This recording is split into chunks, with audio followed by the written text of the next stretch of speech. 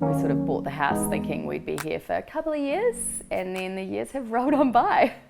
You needed a lot of imagination to think about how it could be now. It had been tenanted for about a decade as well.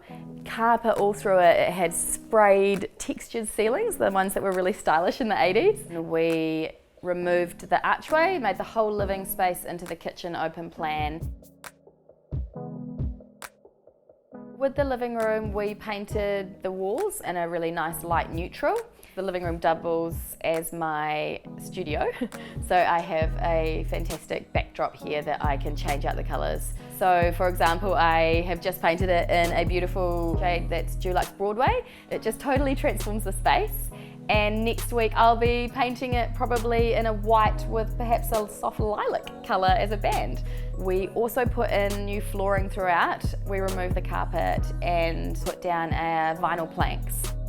So our deck is an area that we haven't really utilised, and it's a wonderful way to open up our living space. So we're just giving it a bit of a refresh at the moment, and I'm setting it up as a zone where we can sit around, have coffees, the kids can play out there, and it will just have a really relaxed vibe.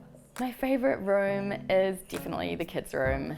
It just, because of the feature wallpaper, it just has this, I still get like a moment when I walk in where I'm like, this is such a enchanting space, and it's just got a real sense of character to it, and yeah, so that's my favourite. I have done so many DIY jobs around the house, my goodness. Where do I start? They often arise from a need where I either can't find what I want, or what I want is, priced out of my budget. So things like in our bedroom, I made an upholstered bed head, which I love, and I've swapped out the colours on it a couple of times, and it still just makes the room really. I've done leather strap shelving, which is really simple, but looks amazing. I'll often upcycle furniture. So we might buy, I bought a beautiful secondhand little kind of dresser chest for the kids' room, which I turned into a change table, which is now toy storage. So I love painting things and giving them a new lease on life. So one of my loves is woven wall hangings, and I make them quite often.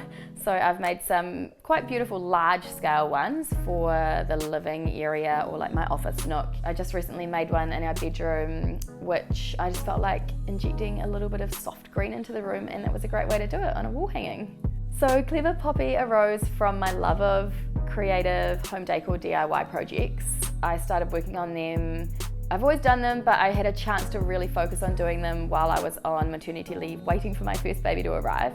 And it made me realise, if I love this so much, then other people would love it so much, but maybe don't have a chance to actually get their suppliers together, or a lot of the tutorials aren't user-friendly to New Zealand suppliers. So I saw an opportunity there to help people create DIY projects and create them successfully the first time, and also create projects that are stylish and on trend, and they really want to display and show off to their friends and be proud of in their homes.